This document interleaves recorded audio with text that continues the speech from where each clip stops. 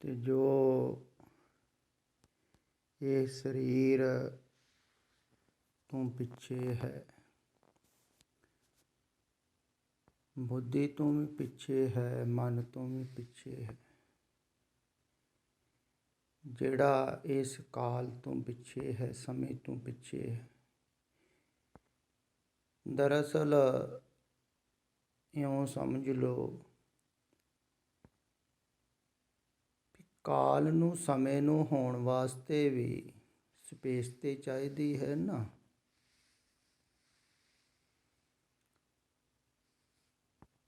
ਮਿਰਤ ਨੂੰ, ਮਿਰਤ ਮੰਡਲ ਨੂੰ ਹੋਣ ਵਾਸਤੇ ਵੀ ਜਿਹਦੇ ਉੱਪਰ ਹੋ ਰਿਹਾ ਹੈ, ਬਣ ਰਿਹਾ ਹੈ, ਜਿਵੇਂ ਇਵੇਂ ਸਮਝ ਲਵੋ ਵੀ ਚਿੱਤਰ ਨੂੰ ਬਣਨ ਵਾਸਤੇ ਵੀ ਜਗ੍ਹਾ ਚਾਹੀਦੀ ਹੈ, ਤਾਂ ਹੀ ਬਣੇਗਾ ਨਾ।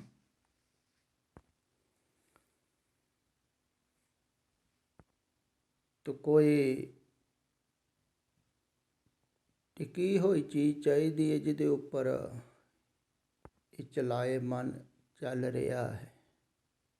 ਤੋ ਜੋ ਟਿਕਿਆ ਹੋਇਆ ਹੈ, ਜੋ ਥਿਰ ਹੈ, ਜੋ ਅਕਾਲ ਹੈ, ਉਹਦੇ ਉੱਪਰ ਇਹ ਕਾਲ ਸਮੇਂ ਚੱਲ ਰਿਹਾ ਹੈ। ਸਮੇਂ ਚੱਲ ਰਿਹਾ ਹੈ ਅਕਾਲ ਉੱਪਰ।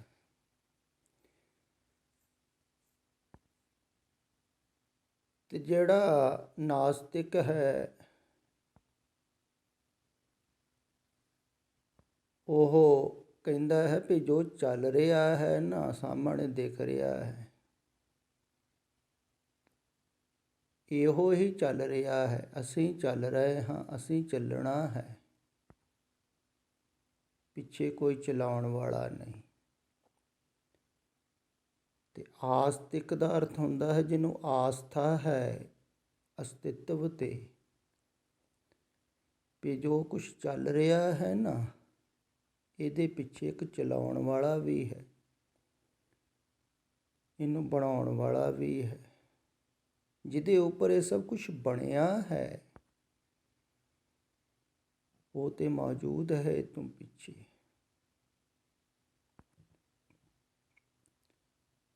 ਤੇ ਆਸਤਿਕ ਦਾ ਅਰਥ ਹੁੰਦਾ ਹੈ ਜਿਹਨੂੰ ਆਸਥਾ ਹੈ, ਜਿਹੜਾ ਇਹ ਅਸਤ ਦੇ ਪਿੱਛੇ ਸਤ ਹੈ, ਚਲਾਉਣ ਵਾਲਾ, ਜੋ ਸਤਤ ਹੈ, ਟਿਕਿਆ ਹੋਇਆ, ਉਹਦੇ ਉੱਪਰ ਹੀ ਇਹ ਚੱਲ ਰਿਹਾ ਹੈ ਸਭ ਕੁਛ, ਉਹ ਤੋਂ ਬਿਨਾਂ ਚੱਲ ਨਹੀਂ ਸਕਦਾ। ਤੇ ਜੋ ਟਿਕਿਆ ਹੋਇਆ ਹੈ ਮੁਕਾਮ, ਕਿਆ ਵੀ ਹੈ ਨਾ, ਰਸ ਚੱਲੇ ਨਿਸ ਦਿਨ ਚਲੇ, ਲਖ ਤਾਰ ਕਾ ਪਲੋਏ, ਮੁਕਾਮ ਏਕ ਹੈ ਨਾਨਕਾ ਸੱਚ ਬਗੋਏ। ਉਹ ਜਿਹੜਾ ਮੁਕਾਮ ਇੱਕ ਟਿਕਿਆ ਹੋਇਆ ਥਿਰ।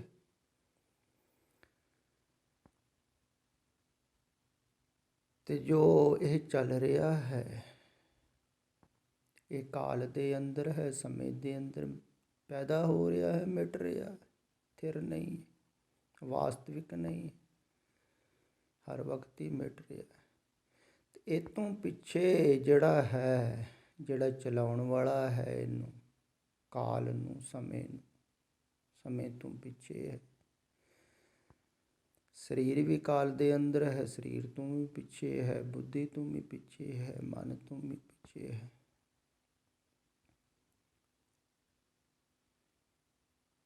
ਉਹਦਾ ਜਿਹਨੂੰ ਪਤਾ ਲੱਗ ਜਾਂਦਾ ਹੈ, ਉਹਦਾ ਪਤਾ ਲੱਗਦਾ ਹੈ ਥਿਰ ਹੋ ਕੇ, ਉਹਦਾ ਪਤਾ ਲੱਗਦਾ ਹੈ ਸ਼ਾਂਤ ਹੋ ਕੇ। ਤੇ ਜਦੋਂ ਉਹਦਾ ਪਤਾ ਲੱਗ ਗਿਆ ਨਾ, ਇਹ ਜੋ ਥਿਰ ਹੈ, ਇਹ ਜੋ ਸ਼ਾਂਤ ਹੈ, ਇਹ ਜੋ ਅਕਾਲ ਹੈ, ਇਹੋ ਹੀ ਮੇਰਾ ਸਰੂਪ ਵੀ ਹੈ, ਫਿਰ ਉਹਨੂੰ ਨਾਮ ਮਿਲ ਗਿਆ। ਜਾਣ ਲਿਆ ਨਾ, ਆਪਣੇ ਸਰੂਪ ਨੂੰ ਪਕੜ ਲਿਆ।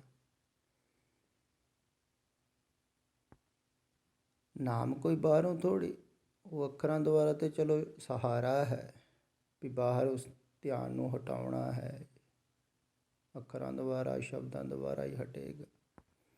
ਪਰ ਵਾਸਤਵਿਕ ਜੋ ਇੱਥੇ ਕਿਹਾ ਗਿਆ ਹੈ ਨਾ, ਜਿਨੇ ਨਾਮ ਨਾ ਬੂਝਿਆ ਮਰ ਜਨਮੇ ਆਵੇ ਜਾ। ਕਹਿੰਦਾ ਜਿਨ੍ਹਾਂ ਨੇ ਨਾਮ ਨਹੀਂ ਬੂਝਿਆ, ਇੱਕ ਲੈਣਾ ਸਮਝ ਲੈਣਾ ਹੁੰਦਾ ਹੈ। ਸਮਝ ਲੈਣਾ ਤੇ ਬਾਹਰੋਂ ਜਿਸ ਤਰ੍ਹਾਂ ਮੈਂ ਦੱਸ ਰਿਹਾ ਤੁਹਾਨੂੰ ਸਮਝ ਵਿੱਚ ਆ ਗਿਆ, ਪਰ ਤੁਸੀਂ ਬੁੱਝਿਆ ਨਹੀਂ। ਇਹ ਸਮਝ ਦੇ ਤਲ 'ਤੇ ਸਮਝਿਆ ਹੈ ਵੀ ਥੋੜ੍ਹਾ ਜਿਹਾ ਖਿਆਲ ਵਿੱਚ ਆਊਗਾ ਤੁਹਾਡੇ ਵੀ ਜੋ ਵੀ ਦੇਖ ਰਹੇ ਹਾਂ ਦ੍ਰਿਸ਼ਟਮਾਨ ਹੈ ਸਗਲ ਮਥੇ ਨਾ। ਇਹ ਤਾਂ ਬਹੁਤ ਵਾਰ ਤੁਸੀਂ ਸਮਝਿਆ, ਪਰ ਸਮਝ ਦੇ ਤਲ 'ਤੇ ਟਿਕਦਾ ਕੁਝ ਨਹੀਂ ਹੈ ਨਾ, ਭੁੱਲ ਚਲੇ ਜਾਂਦਾ। ਇਸ ਕਰਕੇ ਤੁਸੀਂ ਭੁੱਲ ਜਾਂਦੇ ਹੋ। ਉਪਦੇਸ਼ ਬਹੁਤ ਵਾਰ ਸੁਣਦੇ ਹੋ, ਤੁਸੀਂ ਭੁੱਲ ਜਾਂਦੇ ਹੋ ਕਿਉਂਕਿ ਸਮਝ ਦੇ ਤਲ 'ਤੇ ਸਮਝ ਰਹੇ। ਅਤੇ ਜਿਹਨੇ ਬੁੱਝਿਆ ਹੈ, ਬੁੱਝਿਆ ਉਦੋਂ ਜਾਂਦਾ ਹੈ ਜਦੋਂ ਉਸ ਅਵਸਥਾ 'ਤੇ ਪਹੁੰਚ ਜਾਈਏ ਜਿਹੜੀ ਅਵਸਥਾ 'ਤੇ ਬੁੱਝਿਆ ਜਾਂਦਾ ਹੈ। ਅਤੇ ਉਸ ਅਵਸਥਾ 'ਤੇ ਜਾ ਕੇ ਹੀ ਤੁਸੀਂ ਬੁੱਝੋਗੇ।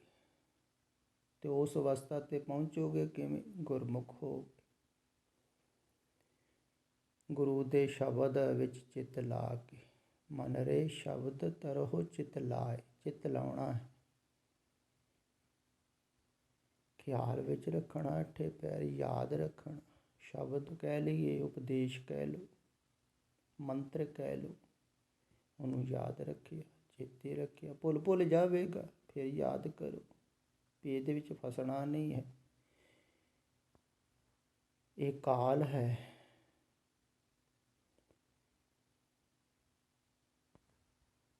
ਅਤੇ ਕਾਲ ਦੇ ਵਿੱਚ ਫਸ ਗਏ ਅਤੇ ਕਾਲ 'ਚ ਹੀ ਘੁੰਮਦੇ ਰਹਾਂਗੇ। ਅਤੇ ਕਾਲ ਸਾਰਿਆਂ ਨੂੰ ਖਾ ਰਿਹਾ ਹੈ,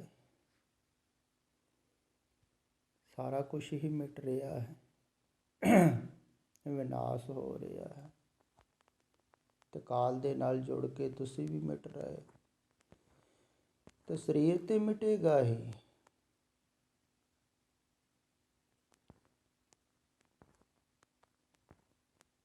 ਪਰ ਜਿਹੜਾ ਪਿੱਛੇ ਅਕਾਲ ਹੈ ਉਹ ਨਹੀਂ ਨਾ ਮਿਟੇਗਾ। ਸਰੀਰ ਕਾਲ ਦੇ ਅੰਦਰ ਹੀ ਮਿਟੇਗਾ। ਇਹਦੇ ਨਾਲੋਂ ਧਿਆਨ ਹਟਾਉਣਾ, ਸਰੀਰ ਨਾਲੋਂ ਧਿਆਨ ਤੇ ਹਟਾਉਣਾ ਔਖਾ ਹੈ। ਪਹਿਲਾਂ ਬਾਹਰੋਂ ਧਿਆਨ ਹਟਾਉਣਾ, ਉਹ ਵੀ ਨਹੀਂ ਹਟਦਾ। ਉਹ ਹਟੂਗਾ ਫਿਰ ਸਰੀਰ ਵੱਲੋਂ ਹਟੂਗਾ, ਸਰੀਰ ਵੱਲੋਂ ਹਟੂਗਾ ਫਿਰ ਤੁਹਾਡਾ ਅੰਦਰ ਜਾਊਗਾ ਧਿਆਨ। ਫਿਰ ਤੁਸੀਂ ਉਹ ਨਾਮ ਨੂੰ ਬੁੱਝੋਗੇ ਜਿਹੜਾ ਤੁਹਾਡੇ ਅੰਦਰ ਹੀ ਪਿਆ ਹੋਇਆ। ਨਾਮ ਬਾਹਰ ਨਹੀਂ ਹੈ, ਤੁਹਾਡੇ ਅੰਦਰ ਹੀ ਹੈ। ਇਸੇ ਕਰਕੇ ਬੁੱਝਣਾ ਕਿਹਾ ਹੈ। ਤੇ ਅੰਦਰ ਜਾਓਗੇ ਆਪਣੇ ਗਹਿਰਾਈ 'ਚ। ਇਸ ਕਾਲ ਤੋਂ ਜਦੋਂ ਛੁਟਕਾਰਾ ਹੋਵੇਗਾ, ਕਾਲ ਵੱਲੋਂ ਜਦੋਂ ਧਿਆਨ ਹਟੇਗਾ, ਮਿਰਤ ਮੰਡਲ, ਉਦੋਂ ਤੁਹਾਨੂੰ ਪਤਾ ਲੱਗੇਗਾ ਵੀ ਤੁਹਾਡੇ ਅੰਦਰ ਹੀ ਅੰਮ੍ਰਿਤ ਹੈ। ਅੰਮ੍ਰਿਤ ਦਾ ਖਜ਼ਾਨਾ ਹੈ, ਅੰਮ੍ਰਿਤ। ਮਿਰਤ ਮੰਡਲ ਵੱਲ ਧਿਆਨ ਹਟੇਗਾ ਤਾਂ ਹੀ ਜਾਓਗੇ ਨਾ ਅੰਦਰ। ਹੁਣ ਮ੍ਰਿਤਕ ਦੇ ਨਾਲ ਜੁੜੇ ਹੋਏ ਹੋ, ਜਿਹੜਾ ਮਰ ਰਿਹਾ ਹੈ, ਤੇ ਕਾਲ ਦੇ ਵਿੱਚ ਹੀ ਹੈ ਸਭ ਕੁਛ। ਤੇ ਮ੍ਰਿਤ ਦੇ ਵਿੱਚੋਂ ਧਿਆਨ ਹਟਾ ਕੇ ਫਿਰ ਅੰਦਰ ਤੁਸੀਂ ਜਾਓਗੇ ਉਸ ਅੰਮ੍ਰਿਤ ਵੱਲ। ਤੇ ਉਹਨੂੰ ਅੰਮ੍ਰਿਤ ਵੀ ਕਿਹਾ ਹੈ, ਉਸ ਨਾਮ ਅੰਮ੍ਰਿਤ ਤੁਹਾਡੇ ਅੰਦਰ ਹੀ ਹੈ। ਅੰਮ੍ਰਿਤ ਨਾਮ ਨਿਦਾਨ ਹੈ, ਮਿਲ ਪੀਵੋ ਪਾਏ। ਤੇ ਉਹ ਅੰਦਰ ਹੈ ਤੁਹਾਡੇ, ਬਾਹਰੋਂ ਥੋੜ੍ਹੀ। ਕੋਈ ਪਾਣੀ ਦਾ ਘੁੱਟ ਪਿਆਲ ਦਿੱਤਾ ਤੇ ਅੰਮ੍ਰਿਤ ਕਈ ਬਾਹਰੋਂ ਪਿਆ ਰਹੇ ਹਨ, ਉਹ ਤਾਂ ਸਰੀਰ 'ਚ ਜਾਏਗਾ, ਮਿਰਤ 'ਚ ਜਾਏਗਾ। ਹੁਣ ਮਿਰਤ 'ਚ ਜਿਹੜਾ ਜਾ ਰਿਹਾ ਹੈ ਉਹ ਵੀ ਮਿਰਤ ਹੀ ਹੈ। ਸਰੀਰ 'ਚ ਤੇ ਜੋ ਵੀ ਕੁਛ ਜਾਏਗਾ ਤੁਹਾਨੂੰ ਪਤਾ ਹੀ, ਉਹ ਕਿੱਧਰ ਜਾਂਦਾ ਹੈ। ਤੇ ਮਿਰਤ ਵਿੱਚ ਜਾ ਰਿਹਾ ਹੈ ਜੋ ਉਹ ਅੰਮ੍ਰਿਤ ਨਹੀਂ ਹੈ। ਮਿਰਤ ਤੋਂ ਪਾਰ ਅੰਮ੍ਰਿਤ ਹੈ ਤੇ ਅੰਮ੍ਰਿਤ ਤੁਹਾਡੇ ਅੰਦਰ ਹੈ। ਜੇ ਤੁਸੀਂ ਇਸ ਸਰੀਰ ਤੋਂ ਹੀ ਦ੍ਰਿਸ਼ਟੀ ਨੂੰ ਹਟਾ ਦਿਓਗੇ ਨਾ, ਫਿਰ ਤੁਸੀਂ ਹੋਰ ਗਹਿਰੇ ਆਪਣੇ ਅੰਦਰ ਜਾਓਗੇ ਤੇ ਉਸ ਅੰਮ੍ਰਿਤ ਦੇ ਖਜ਼ਾਨੇ ਤੱਕ ਵੀ ਪਹੁੰਚ ਸਕਦੇ ਹੋ। ਤੇ ਉਹ ਪਹੁੰਚ ਗਏ, ਉਦੋਂ ਤੁਸੀਂ ਨਾਮ ਨੂੰ ਵੀ ਬੁੱਝ ਲਿਆ, ਉਦੋਂ ਹੀ ਤੁਸੀਂ ਹੁਕਮ ਨੂੰ ਵੀ ਬੁੱਝ ਲਓਗੇ। ਪਹਿਲਾਂ ਹੁਕਮ ਵੀ ਨਹੀਂ ਬੁੱਝ ਹੋਣਾ ਤੁਹਾਡੇ ਕੋਲ। ਕਹੀ ਜਾਂਦੇ ਹੋ ਤੁਸੀਂ ਹੁਕਮ ਅੰਦਰ ਰਹਿਣਾ ਹੈ, ਹੁਕਮ ਨਹੀਂ, ਤੁਸੀਂ ਸਮਝ ਨਹੀਂ ਸਕਦੇ ਜਿੰਨਾ ਚਿਰ ਨਾਮ ਨਾ ਬੁੱਝੋ। ਜਦੋਂ ਨਾਮ ਨੂੰ ਬੁੱਝ ਲਿਆ ਤਾਂ ਉਦੋਂ ਹੀ ਹੁਕਮ ਨੂੰ ਬੁੱਝ ਲਿਆ। ਇਹ ਬਹੁਤ ਪਿਆਰਾ ਉਪਦੇਸ਼ ਹੈ, ਖਿਆਲ ਵਿੱਚ ਰੱਖੋ। ਮਨ ਰੇ ਸ਼ਬਦ ਤਰਹੁ ਚਿਤ ਲਾਇ, ਜਿਨ ਗੁਰਮੁਖ ਨਾਮ ਨਾ ਬੂਝਿਆ, ਮਰ ਜਨਮੇ ਆਵੇ ਜਾਏ। ਇਹ ਰਹਾਉ ਵਾਲੀਆਂ ਪੰਕਤੀਆਂ ਹਨ। ਇਸ ਤੋਂ ਅੱਗੇ ਜੋ ਸ਼ਬਦ ਹੈ, ਇਸ ਨੂੰ ਫਿਰ ਤੁਸੀਂ ਸਮਝੋਗੇ। ਪਹਿਲਾਂ ਪੰਕਤੀਆਂ ਹਨ, ਇਹਨਾਂ ਨੂੰ ਖਿਆਲ ਵਿੱਚ ਰੱਖੋ। ਇਹ ਨਾਮ ਬਾਹਰੋਂ ਕਿਤੋਂ ਨਹੀਂ ਮਿਲਦਾ ਹੈ, ਉਪਦੇਸ਼ ਮਿਲਦਾ ਹੈ। ਉਪਦੇਸ਼ ਦੁਆਰਾ ਤੁਸੀਂ ਉਸ ਨਾਮ ਵੱਲ ਨੂੰ, ਉਸ ਅੰਮ੍ਰਿਤ ਦੇ ਖਜ਼ਾਨੇ ਵੱਲ ਨੂੰ ਜਾਓਗੇ ਤਾਂ ਤੁਸੀਂ ਉਸ ਨਾਮ ਨੂੰ ਸਮਝੋਗੇ ਤੇ ਅੰਮ੍ਰਿਤ ਵੱਲੋਂ ਧਿਆਨ ਹਟਾਓਗੇ ਤਾਂ ਹੀ ਤੁਸੀਂ ਅੰਮ੍ਰਿਤ ਵੱਲ ਨੂੰ ਜਾਓਗੇ। ਖਿਆਲ ਵਿੱਚ ਰੱਖੋ ਤੇ ਨਾਮ ਨੂੰ ਬੁੱਝਣਾ ਹੈ। ਸਿਰਫ ਸਮਝ ਦੇ ਤਲ 'ਤੇ ਨਾ ਟਕੇ ਰਹੋ। ਤੁਸੀਂ ਕਹੀ ਜਾਂਦੇ ਹੋ ਸਮਝਾਓ, ਪਰ ਸਮਝ ਦੇ ਤਲ 'ਤੇ ਤੁਸੀਂ ਕੁਛ ਵੀ ਉਪਲਬਧ ਨਹੀਂ ਕਰ ਸਕਦੇ ਹੋ। ਤੇ ਮੇਰੀ ਬੇਨਤੀ ਹੈ, ਗੁਜ਼ਾਰਿਸ਼ ਹੈ, ਸਮਝ ਤੋਂ ਪਾਰ ਜਾਣਾ ਹੈ। ਸਮਝ ਦੇ ਤਲ 'ਤੇ ਹੀ ਨਾ ਸਮਝੀ ਜਾਓ। ਗਿਆਨੀ ਹੋ ਜਾਓਗੇ, ਪੰਡਿਤ ਹੋ ਜਾਓਗੇ, ਸਮਝਦਾਰ ਹੋ ਜਾਓਗੇ। ਸਮਝਦਾਰ ਅਕਸਰ ਧੱਕੇ ਖਾਂਦੇ ਹਨ, ਉਹ ਵੀ ਉੱਦਾਂ ਹੀ ਭਟਕਦੇ ਹਨ।